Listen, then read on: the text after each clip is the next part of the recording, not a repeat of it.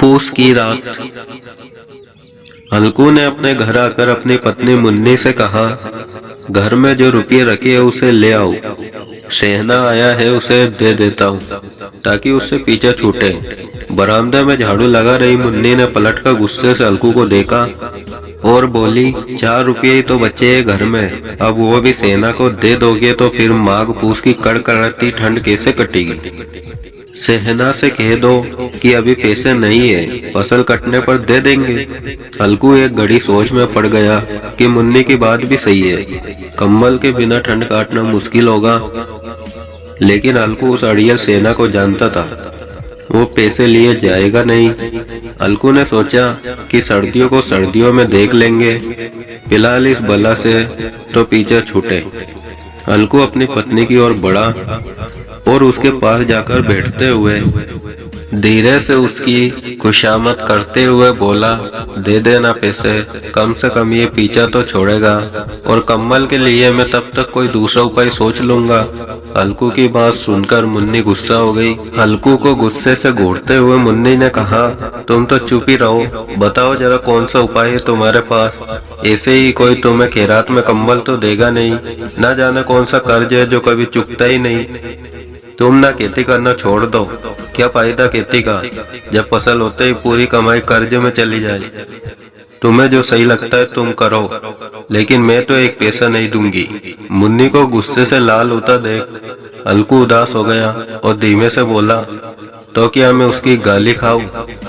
उसकी बात सुनकर मुन्नी का मन पसीज गया और आवाज में थोड़ी नरमी लाते हुए वह बोली, ऐसे कैसे वह गाली देगा, क्या उसका राज चलता है यहाँ।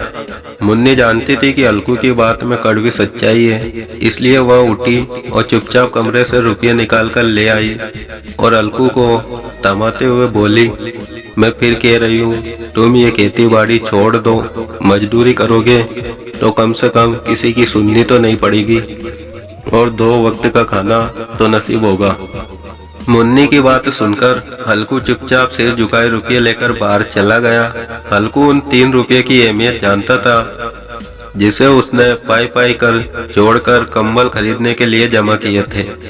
सेहना को रुपये थमाते हुए अलगू के हाथ कांपने लगे, जैसे वह सीने से अपना दिल निकालकर सेहना की हथेली में रख रहा हो। वक्त बीतता गया, पूस की वो कड़कड़ाती सर्द रातें भी आ गई। आसमान में जैसे चांद तारे भी ठंड से ठिठुरने लगे। अलगू अपने खेत के किनारे बांस व पत्तों से बनाई मचान के नीचे पुरानी सी चादर ओढ़े कप कपाते हुए बैठा था और साथ में उसका कुत्ता जबरा भी उसके साथ था, जो सर्दी के कारण बार बार कुहू कुहू की आवाजें निकाले जा रहा था। ठंड इतनी ज्यादा थी कि दोनों की आंखों से नींद कोसों दूर थी। सर्दी से खुद को बचाने के लिए अलगू ने अपनी गर्दन को घुटनों से सटाते हुए अपने कुत्ते की ओर देखते हुए कहा, जब पता था कि इतनी ज्यादा ठंड है तो क्यों मेरे पीछे पीछे खेतों में आ गया। घर में होता तो कम से कम 4 दीवारी में इतनी ठंड तो न लगती। अब पड़े रहो ठंड में यहाँ। अब जबरा शांत हो गया था, शायद उसे पता चल गया था कि उसके मालिक को कुहू कुहू की आवाज से नींद नहीं आ रही है। इसके बाद अलगू गर्दन को घुटनों पर सटाए सोचने लगा, सब किस्मत किस्मत की बात है, हम यहाँ टिटुरते हुए रात काट रहे हैं और वो पैसे वाले बिना कुछ किए ही मजे लूट रहे हैं। इसके बाद अलगू ने चिल्लम भरी और टिटूरते हुए उसे पीने लगा। अलगू ने अपने कुत्ते जबरे को देखा और कहने लगा, आज ये रात किसी तरह काट ले, कल मैं तेरे लिए यहाँ पुआल बिछा दूंगा, तब ज्यादा ठंड न लगेगी। अलगू वहीं जमीन पर लेट गया और सोचा कि कुछ देर के लिए आंख मूंद कर सो लूं, लेकिन जैसे ही उसने आंखें बंद की, ठंड की चुभन जैसे पूरे शरीर में सुइयां चुभोने लगी। कुछ देर करवट बदलने के बाद अलगू पूस की रात को कोसते हुए उठकर बैठ गया। जब सब कुछ करने के बाद भी ठंड जाने का नाम नहीं ले रही थी, तो अलगू ने पास बैठे अपने कुत्ते को उठाया और उसे गोद में लेकर लेट गया। ठंड से बचने के लिए जबरे के शरीर से आ रही दुर्गंध को भी अलगू ने नजरअंदाज कर दिया। जबरे को भी गर्माहट मिल रही थी और उसने भी आके मूंद ली थी। और सोने की कोशिश कर रहा था कि तभी जबरे को कोई आहट सुनाई दी और वो एकदम सावधान की मुद्रा में खड़ा हो गया। जबरा अचानक मचान से बाहर निकला और इधर उधर दौड़ते हुए जोर जोर से भौंकने लगा। कुछ देर यहाँ वहाँ भौंकने के बाद जबरा दोबारा अलकू से सटकर बैठ गया। ऐसे ही रात का 1 और घंटा बीत गया और ठंड कम होने का नाम ही नहीं ले रही थी। अलकू उठकर बैठ गया। वो दोनों हाथों से टांगों को कसकर पकड़े हुए घुटनों पर सिर टिकाए बैठा था। ठंड में अलकू को लगा कि जैसे उसका खून जम गया हो और वह बेबसी से बस सुबह होने का इंतजार करने लगा। अलकू के खेत के सामने ही आम का एक बड़ा सा बाग था, जिसे देखकर वह सोचने लगा कि पतझड़ शुरू हो चुकी है और जरूर इन पेड़ों से पत्तियां झड़ी होगी, तो क्यों ना इसके सूखे पत्ते लाकर देर तक आग सेक लूं। अलकू ने सोचा कि वह पत्तियां उठाने तो चला जाए, पर कहीं रात के अंधेरे में उस पर कोई जानवर हमला न कर दे और उसे ऐसे देखकर कोई भूत न समझ ले। कुछ देर यूं ही सोचने के बाद अलकू एकदम से उठा और एक सूखे पौधे को उखाड़कर उसे मसाल की तरह जलाकर पेड़ों की ओर चल पड़ा। अपने मालिक को जाता देख जबरा भी झट से उठ गया और दुम हिलाते हुए अलकू के पीछे हो लिया। पेड़ों के पास पहुंचकर अलकू ने उन विशाल पेड़ों को देखा जो अंधेरे में और भी डरावने लग रहे थे। अपने मन के डर को दबाते हुए अलकू नीचे झुका और पेड़ों के आसपास पड़ी पत्तियों को बटोरने लगा। सूखे पत्तों को समेटने की वो आवाज और ठंडी हवा के झोंकों से आ रही पेड़ों की सरसराहट अलकू को डरा रही थी। ठंड में नंगे पांव पर कंकड़ तो मानो तीर की तरह चुभ रहे थे। उन सबसे ध्यान भटकाने के लिए अलकू ने जब जबरे से बात करना शुरू किया और कहने लगा, लग रही है ना तुझे भी बहुत ठंड, बस थोड़ी सी पत्ती और इकट्ठी कर लेते, फिर दोनों खूब आग सेकेंगे। अलकू जितनी पत्तियां समेट सकता था समेट ली और मचान की ओर चल पड़ा। मचान के बाहर पहुंचकर अलकू ने पत्तियों में आग लगाई।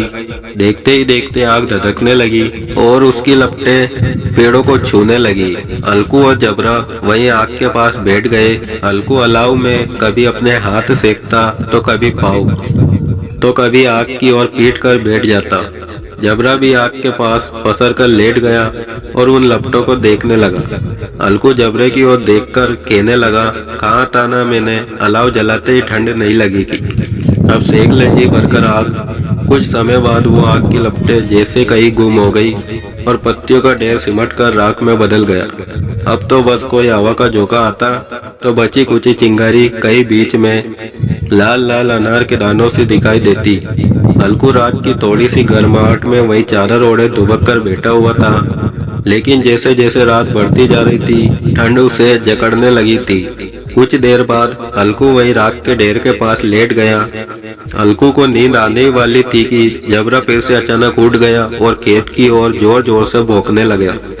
अलकू के कानों में भी कुछ आवाजें आ रही थी, जैसे जानवरों को बड़ा सा झुंड खेतों में घुस गया हो और उसकी फसल चल रहा हो। जानवरों की हलचल की पूरी आवाजें अलकू के कानों में पड़ रही थी। अलकू आंखें मूंदे ही सोचने लगा कि जबरे के होते हुए आखिर कोई जानवर खेतों में कैसे घुस सकता है। जरूर मुझे कोई धोखा हो रहा होगा। अलकू ने आंखें खोले बिना ही जबरे को आवाज लगाई, लेकिन जबरा खेतों की ओर मुंह किए जोर जोर से भौंकता रहा, पर उसके पास नहीं आया।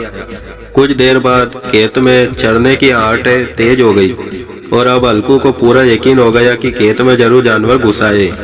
अपने आलस को झकझोरते हुए अलकू आधे मन से उठकर बैठ गया।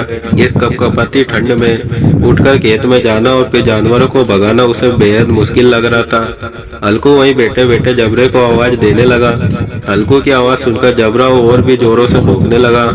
खेतों में नीलगाय का झुंड घुस आया था, जो पूरी तैयार फसल को चढ़ने के साथ ही उसे तहस नहस किए जा रहा था। जबरा अपना गला फाड़ फाड़ कर भौंके जा रहा था, जैसे उन्हें वहां से चले जाने को कह रहा हो। इस बार अलकू ने पक्का इरादा करते हुए खुद को समझाया और चादर को शरीर पर लपेटते हुए खेत की ओर जाने के लिए कदम बढ़ाने लगा।